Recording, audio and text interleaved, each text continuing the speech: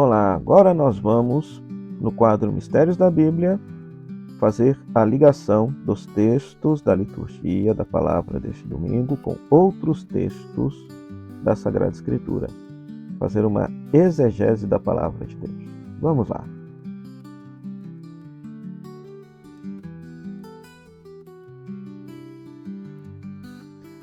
Esse quadro tem por finalidade te mostrar que um texto bíblico não pode ser lido de forma isolada. A leitura de outros textos bíblicos nos faz compreender de maneira mais exata aquilo que o autor sagrado pretende dizer. Então veja bem, estamos celebrando o terceiro domingo do Advento, domingo da alegria. A grande temática desse domingo é a proximidade de Deus que vem para nos salvar. Temos como primeira leitura Sofonias capítulo 3, versículo 14 a 18a. É uma mensagem de Sofonias à cidade de Jerusalém. O Senhor está no meio de ti. É o final, é praticamente o texto final da profecia de Sofonias. Com base na mensagem central, o Senhor está no meio de ti, que está lá no versículo 17, o que Sofonias faz?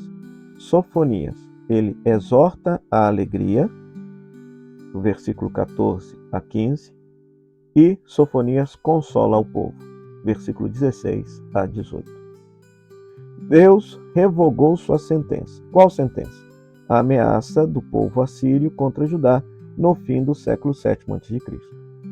Ou seja, a Síria destruiu o reino do norte e vinha para destruir o reino do sul, e por algum motivo a Síria não fez isso. E o profeta interpreta isso como uma ação de Deus, perdoando, revogando o castigo contra Judá. Agora é necessário ter coragem, é necessário ter valentia. E o profeta pede alegria pela presença de Javé, rei de Israel. O Senhor está no meio de ti. É interessante que, do ponto de vista cristão, essa realidade de ter Deus presente no meio do povo chega à plenitude em Jesus Cristo.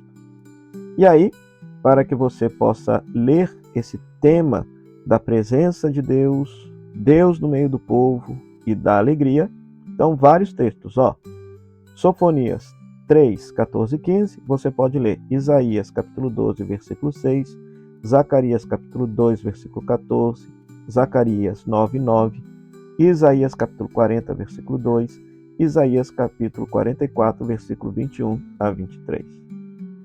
O Senhor está no meio de ti, Sofonias 3,17, você pode conferir Deuteronômio 7, 21, Deuteronômio 24, Deuteronômio capítulo 30, versículo 9, Jeremias capítulo 32, versículo 41, e Isaías 62, versículo 5, Isaías 65, versículo 19.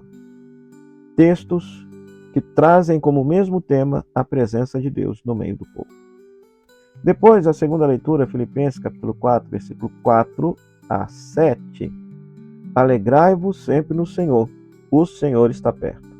A proximidade de Deus é motivo de alegria e de amor para com todos os homens, de bondade para com todos os homens. Enviados para levar a boa nova aos pobres e oprimidos, o apóstolo preso, ele está preso, que você pode conferir lá em Filipenses capítulo 1, versículo 13 a 26, o apóstolo se alegra com os seus pela proximidade do Senhor.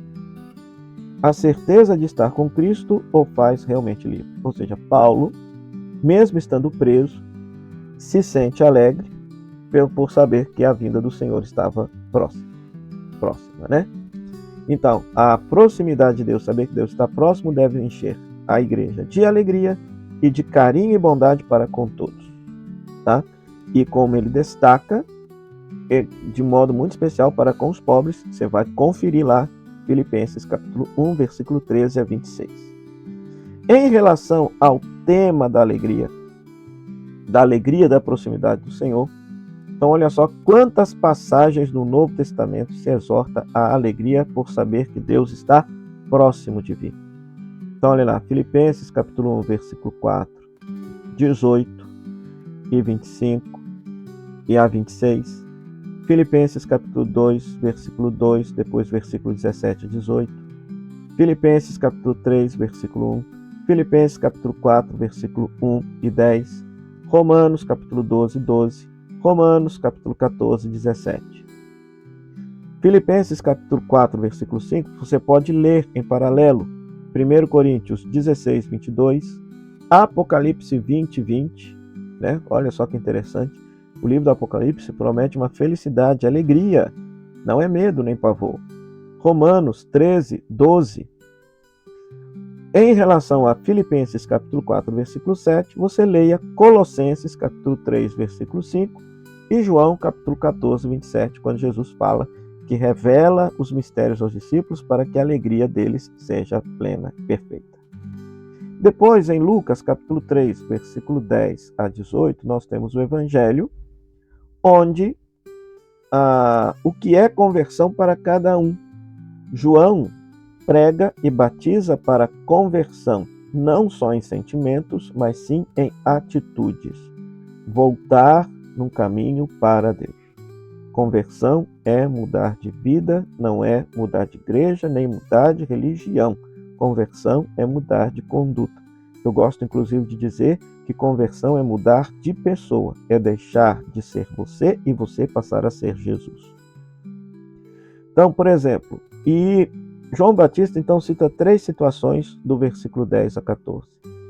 Ele exige caridade, a partilha dos bens, a justiça e honestidade, né, para aqueles que arrecadam impostos, e humanismo nas relações para os soldados.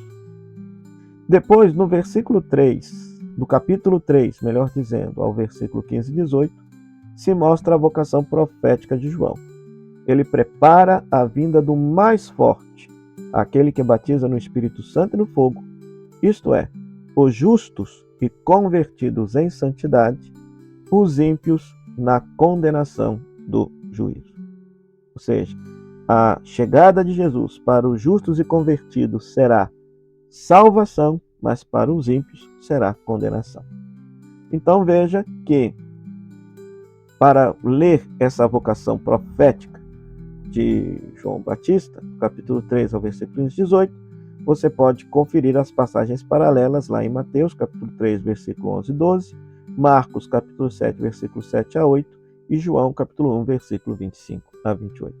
E dessa forma, você estará aprofundando cada vez mais, lendo essas passagens paralelas, aprofundando o seu conhecimento da palavra de Deus e nos mistérios da Bíblia.